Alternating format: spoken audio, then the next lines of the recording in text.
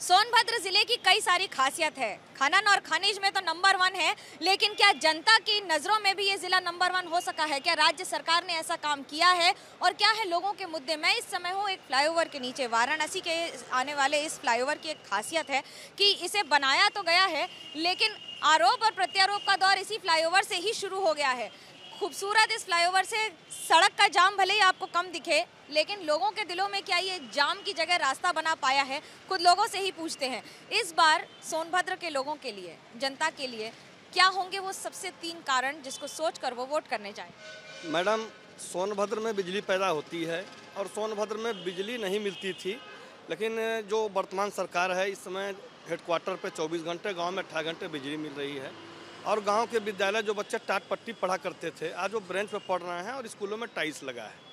दूसरी और तीसरी चीज़ के उत्तर प्रदेश में एक भी आतंकवादी घटना नहीं हुई है। इस नाते हम भारतीय जनता पार्टी की सरकार से संतुष्ट हैं, क्योंकि जब बात करते हैं लोगों की, तो क्या सोचकर वोट करेंगे इस बार की?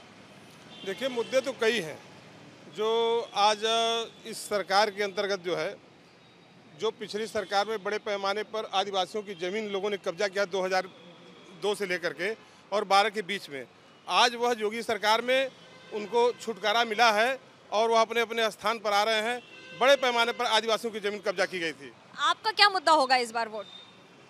मेरा खनन का मुद्दा है मैम, और खनन के कार्य में जो पिछली सरकारों में घोटाले हुए थे, उससे इस कार्य में के चलते अभी भी खनन का कार्य बाधित हो रहा है। मेरा सिर्फ इतना कहना है कि माननीय प्रधानमंत्री से, माननीय मुख्यमंत्री से यह विनम्र निवेदन है कि वह खनन के कार्य में थोड़ा सा इसको अच्छे ढंग से संचालित करें, ताकि यहाँ आम जानों को उसका फ़ायदा मिल सके। सरकार की जो प्रतिक्रिया या फिर जो स्कीम्स रही हैं इस इलाके के प्रति, उससे संतुष्ट हैं? जी, संतुष्ट है। मोदी जी, माननीय मोदी जी और योगी जी का जो ठान लिए हैं कि शिक्षा विभाग हो, सड़क हो, बिजली हो, पानी हो, किसी भी तरह की जनता की समस्या नहीं होने देंगे, चाहे हमको कुछ भी करना पड़े। अस्पताल और शिक्षा कैसे देखते हैं इन दोनों को? क्या मुद्दे हैं आप? अस्पताल और चिकित्सा में अभूतपूर्व परिवर्तन हुआ है। जहां पहले लोगों को दवा वगैरह की व्यवस्था उपलब्ध नहीं हो पाती थी, आज की डेट में आम जन जाकर के वहां दवा वगैरह की स्थिति मतलब पर्याप्त मात्रा में प्राप्त कर रहा है, सुविधा के साथ प्राप्त कर रहा है। दूसरी चीज़ कि उत्तर प्रदेश में कानून व्यवस्था का राज स्थापित हुआ है। एक और गुंडे और माफिया जहां जेलों के अंदर हैं अथवा प्रदेश की सीमा को छोड़ करके चले गए हैं, अगर जिन्होंने दुस्साहस किया वो इस लोक को छोड़ करके चले गए हैं। कानून का निश्चित रूप से उत्तर प्रदेश में राज स्थापित हुआ है। आपका क्या कहना है इस बार के चुनाव? हमारा कहना है कि स्वास्थ्य से संबंधित, शिक्षा से संबंधित जो इस बार विकास हुआ है अपने जनपद में, हमारे जनपद के बच्चों को जो पढ़ने लिखने के लिए बाहर जाना पड़ता था, वो आज नहीं जाना पड़ेगा। अपने यहाँ पे मेडिकल कॉलेज हो गया, ट्रामा सेंटर होगी, सारी व्यवस्था इस गवर्नमेंट ने दे रखी है। तो हमारा तो यही मुद्दा होगा कि विकास हुआ है तो हम लोग तो भाई सरकार की तरफ ही रहेंगे। आपका क्या कहना है? किस पे मुद्दा आपका क्या है? मुद्दा मेरा ये है कि जो किसानों का खरीद इस समय जो धान हुआ है, उत्पादन हुआ है, तो मैं चाहता हूँ कि जो है किसानों का धान बहुत अच्छे से मतलब कि खरीदा जाए। और अभी तो शुरुआत है, हमको लगता है कि और आगे चल करके अच्छी खरीदारी हो जाएगी और इससे जो है विकास का होगा। महिलाओं के लिए महंगाई बहुत बड़ा मुद्दा होता है। घर का सामान खरीदते समय क्या देखते हैं, क्या सोचते हैं? लोग मैम, जो 450 रुपये की सिलेंडर मिलती थी, आज मुझे 1000 रुपये की खरीदनी पड़ रही है। जो 40-50 रुपये की तेल मिल जाती थी, कड़ू की तेल, आज हम लोग 200 रुपये के लिए खरीद रहे हैं। मतलब महंगाई एकदम चरम सीमा पे है और सबसे ज़्यादा मिडिल क्लास परेशान है। हम अपने बच्चों के थाली में सब्जी नहीं रख पा रहे हैं, दाल नहीं रख पा रहे हैं। 150 रुपये किलो रह, मतलब दिन में एक दिन दाल बनाते हैं, दूसरे दिन हम लोग गैप करते हैं। इतनी चरम सीमा पे महंगाई बढ़ गई है कि आदमी का, आम जनता का जीना मुश्किल हो गया है। कैसे देखते हैं सुरक्षा व्यवस्था को? उत्तर प्रदेश में इस सरकार में कानून व्यवस्था पूरी तरह से फेल है। अभी कुछ दिन की पहले की घटना है, हाथरस की घटना, और उसके पहले उन्नाव की घटना। यही इनके बीजेपी के मंत्री कुलदीप सिंह सेंगर एक लड़की के साथ इतना अत्याचार करते हैं, लेकिन शासन प्रशासन उनका साथ देती है। और हाथरस की घटना में आपके क्या मुद्दे हैं? आपके ज़िले के आपके क्या मुद्दे हैं, ये बताएं।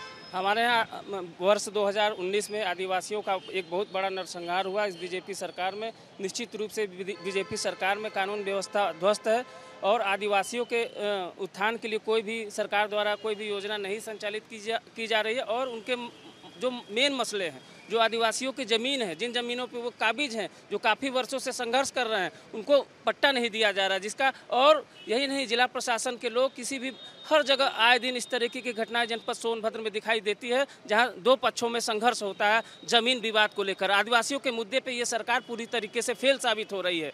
आपके लिए क्या मुद्दे हैं यहाँ के स्थानीय निवासी? युवाओं को रोजगार चाहिए, रोजगार नहीं है। जनपद सोनभद्र में सबसे बड़ी मूलभूत जनपद की जो सबसे बड़ी विरासत है यहाँ खनन उद्योग को लेके, आज पूरे जनपद में खनन उद्योग एकदम धराशायी हो चुका है। भारतीय जनता पार्टी की जब सरकार योगी जी की बनने वाली थी तो भारतीय जनता पार्टी का नारा था कि गिट्टी बालू सस्ता होगा, हर गरीब का घर पक्का होगा। ये नारा एकदम धराशायी है और इसमें मूल रूप से जो महंगाई गिट्टी और बालू में बढ़ी है उसमें निश्चित तौर पर पूर्णतया जिम्मेदार भारतीय जनता पार्टी की सरकार है। वर्तमान में ये सरकार जो चल रही है, चाहे वो भारत सरकार की हो चाहे उत्तर प्रदेश की सरकार हो, इन्होंने 2-3 योजनाएं पब्लिक के लिए लाया, पब्लिक इंटरेस्ट में, चाहे वो उज्ज्वला योजना हो या चाहे एक बिजली वाला था, फ्री में इन्होंने कहा तो कि फ्री में हम बिजली कनेक्शन दे रहे हैं लोगों को। फ्री में कनेक्शन दे करके पता लगा उनके यहाँ 40,000 रुपये, कोई किसी का 1 लाख रुपये। हम लोग जनता में बीच में जा रहे हैं, पता लग रहा है कि अब यहाँ बिजली का कनेक्शन लगा, हमारे पास तो 40,000 रुपये का बिल आ गया। और गैस कनेक्शन तो लोगों को मिल गया, लेकिन आज इतना महंगा सिलेंडर हो गया है कि लोग भरवा नहीं पा रहे। 1,000 रुपये लोगों के पास आ ही नहीं रहे हैं। कोरोना काल के बाद बहुत बुरी दशा है इस समय। तो आपका क्या मुद्दा है? देखिए, जो मुद्दा है यहाँ का, जो पिछले 2017 की चुनाव में यहाँ के जो भारतीय जनता पार्टी के लोगों ने एक अपना नारा दिया था कि गिट्टी बालू सस्ता होगा, हर गरीब का घर पक्का होगा। ठीक उल्टा हुआ, गिट्टी बालू महंगा हुआ और अमीरों का घर पक्का हुआ, गरीब जनता मर रही है कि किसी का कोई नहीं। दूसरा, नौजवानों को रोजगार, खनन उद्योग हमारे यहाँ है, हमारे यहाँ इतना फैक्ट्रियाँ हैं, रोजगार एक भी यहाँ के नौजवानों को नहीं दिया गया जो यहाँ के मुल्ता हैं। और इस सरकार में सेंट्रल या उत्तर प्रदेश में सिर्फ भ्रष्टाचार चरम सीमा पे। क्या है मुद्दा? आप देखिए, सोनभद्र की जनता, हम लोग सोनभद्र के जनता हैं और यही प्रदेश की भाजपा सरकार ने वादा किया था कि गिट्टी बालू सस्ता होगा, हर गरीब का मकान पक्का होगा। और यही भाजपा सरकार ने देश प्रदेश की जनता से वादा किया था स्वास्थ्य के लिए। और ये जो जर्जर रोड है, आज आप यहाँ पे खड़ी हैं, सर्विस लेंथ रोड है, रोज बच्चे चुटहिल हो रहे हैं। प्रभारी मंत्री को कई लोगों ने, आम जनमानस की जनता ने ज्ञापन दिया, लेकिन ये भाजपा की सरकार और यहाँ के विधायक, यहाँ के सांसद, यहाँ के मंत्री, प्रभारी मंत्री तक ने सर्विस लेंथ रोड को दुरुस्त नहीं कराया। आज जिला सोनभद्र के जिला अस्पताल पे आप चले जाइए, आज वहाँ अल्ट्रासाउंड बंद पड़ा है, डिजिटल एक्सरे बंद पड़ा है।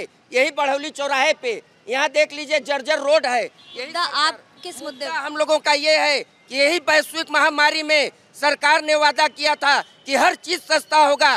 पेट्रोल डीजल का आपने दाम बढ़ा दिया। सोनभद्र का 8वां जिला सोनभद्र है, पिछड़ा जिला सोनभद्र है, लेकिन इस वैश्विक महामारी में आपने फीस महंगा करने का काम किया। हर प्राइवेट स्कूलों ने फीस महंगा कर दिया, बच्चे परेशान हैं। और ये यहाँ के जो प्रतिनिधि हैं गाड़ी में शटर बंद करके चले जाते हैं। यहाँ पे देखिए, दिखा दीजिए, जर्जर रोड है। मुद्दा हम लोगों का ये है, पेट्रोल डीजल आप सस्ता करिए, लॉकडाउन में जो बढ़ा हुआ फीस है उसे माफ करिए, स्वास्थ्य दुर्व्यवस्था है उसे बंद करिए। कई सवाल हैं, कई जवाब हैं और सत्ता में बैठे हुए लोगों से सवाल करना जनता का अधिकार है। इस अधिकार पर कायम इन लोगों ने वही किया है। जनता का जवाब वोट के जरिए ही मिलता है। कैमरा पर्सन सूरज पांडे के साथ मनोज्ञा लोईवाल, सोनभद्र, एबीपी न्यूज।